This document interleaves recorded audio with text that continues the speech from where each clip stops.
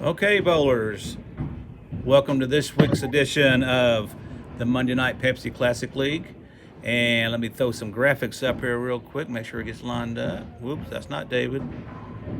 There we go.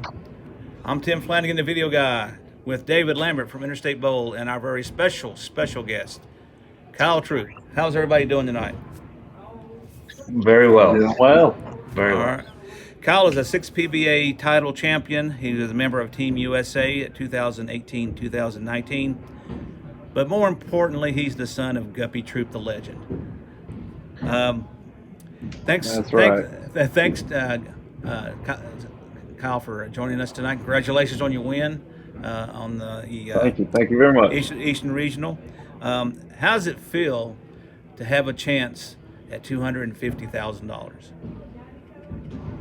It's a great opportunity. I have got to bowl for that amount of money one other time in the Bolero Elite Series, and I actually lost, so that kind of sucked a little bit. But it's nice to have a big check to bowl for. But more importantly, just really trying to focus on the major, win a major title, take the next step in the career, and then we'll cash in the check after we get the trophy.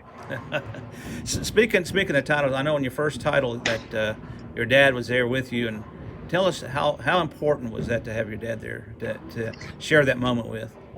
Oh, it was great, to have my whole family there. It was a special moment to win my first title. It was going to be on the gutter. I knew that back in the day. I was only really good at playing the short patterns, so it was pretty cool to see how that worked out, being on Wolf as well. But to achieve a goal of mine for a long time in life, it was very special to have my family there to witness it, and that put Guppy on alert that I was on my way to catch him in title count. So how many is that now? 8? Yes, he has 8. So I think we got to pop this year, bowl a couple good events. Maybe sneak him before the end of this year's over. That's You're right. coming quick. Yeah, he's feeling the heat a little bit after last year. We'll tell you that. I'm sure he is. Yeah, last year was your best year. Is that right? Yep. 2019 was probably my best year to date, and then 2020 was a little better than that. I'd never won 3 titles before in a year, so that was a great feeling to have, and we're trying to just carry the momentum from 2020 over into this year, and just keep working hard and try to keep racking them up. Now I know during your win or after your win on the East Regional that you contributed a lifestyle change and practice routine change that you think has really taken your game to the next level. Can you tell us a little bit about that? Yeah, just trying to be the best that I can be. That was one thing that kind of helped drive that process and the changes. To just work even harder. I won a bunch in 2020, but where are some things that I could do better? And it's to work harder. Take better care of my body. Dive deeper into my practices. Just try and get better at certain things. And just because I fell short of the goals last year, I didn't win Player of the Year. I didn't win a major, so the goals weren't reached last year. So I stopped and I had to ask myself, kind of, what can we do different? And so we're just working hard in different places now, and just still enjoying the life that we have. We're blessed. We get to bowl. Just trying to be the best that I can be in many places. I know you just came up on the 1-year anniversary of the passing of your mom, and is it true that was one of the sayings she told you for you to be the best that you can be? How important is that to you? Yeah, I mean, that was some of the last words that she said to me, and I took it to heart a lot more than just being the best bowler I could be. Because to be the best you can be, I think if more people were to kind of live that way, we'd be in a better place. Just a better earth, a better world right now.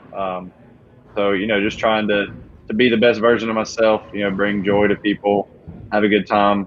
Try and just kind of be like my mom. And that was what she did. Brought a lot of joy to a lot of people, and that's kind of just making working hard at the game a little bit easier, because look at it as an opportunity, a blessing to be able to do what I love for a living, and that's bowl. So we'll just kind of keep working hard and enjoy what we get to do. I know a lot of bowlers have superstitions and they're superstitious. Do you have any? Somebody actually asked me that over the weekend, and I don't really believe in the superstitions. However, I do wear certain socks sometimes. I guess I don't really have a superstition as far as like these socks got to be worn on show day, but I'll decide. I'll have to have a feeling of which pair of socks and a reason why I'm doing it though. So it kind of comes to selecting the outfit, selecting the socks. They don't always go together, but that's part of the process. I was going That's kind of gross, bro. Yeah. I was Hey, The going underwear we can don't I worry make- too much about. Can I back up for just a second? Go ahead, brother. Well, 2 points. His mom did bring joy to everyone she ever touched and met. And so do you, Kyle. You absolutely do. But also, back to the players.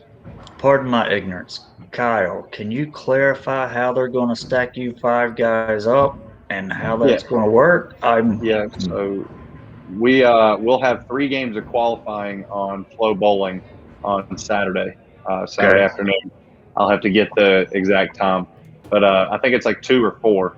We bowl the 3 games for seeding, and that'll decide the 1 through 5 seed, and then it's just like a normal show after Okay. that. Yeah, Tim, we so can broadcast that, Tim. We decide to. Oh yeah. I'll promote it once I get the information.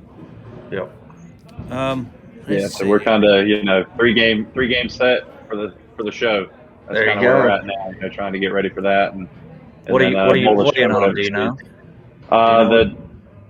The 39 feet. I know that.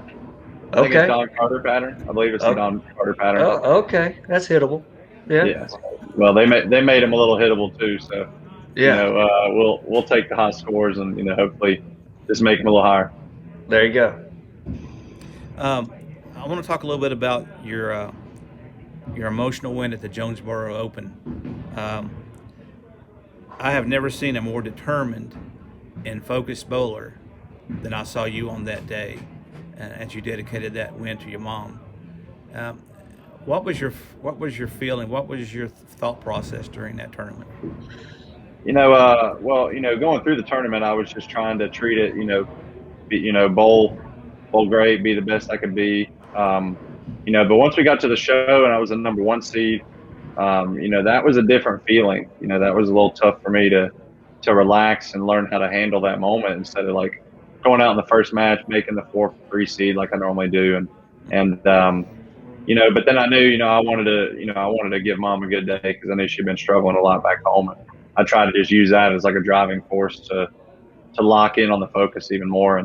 And I do remember, I was kind of freaking out a little bit, leading up to the show being the number 1 seed. There's so much waiting involved, waiting to bowl that match.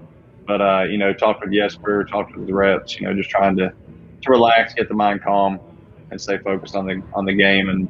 And the way the game went, it was probably one of the best games I bowled on TV in a long time, especially after the first shot, which was actually really good with the split.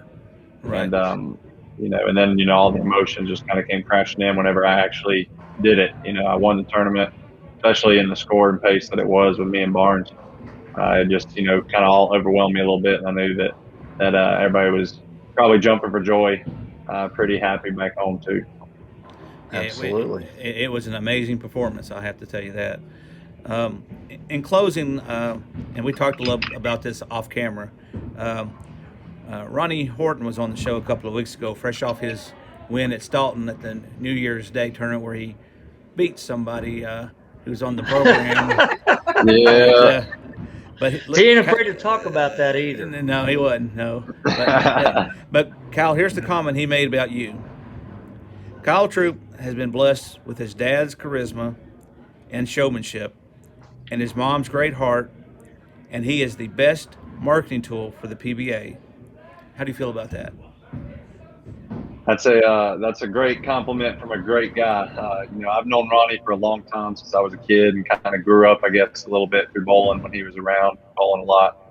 And it means a lot to me to hear that coming from somebody that I knew at a younger age, kind of first coming into the sport.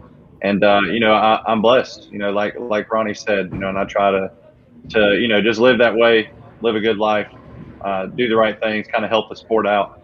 If I'm going to be somebody that they like to use a little bit, we're going to try and make it a good show for the fans, because without the fans, we don't have bowling. That's something Guppy always said. And so we're gonna find my path, that we're gonna try and take in my career, and hopefully make the best of it, and probably pick it out one or two more times on TV.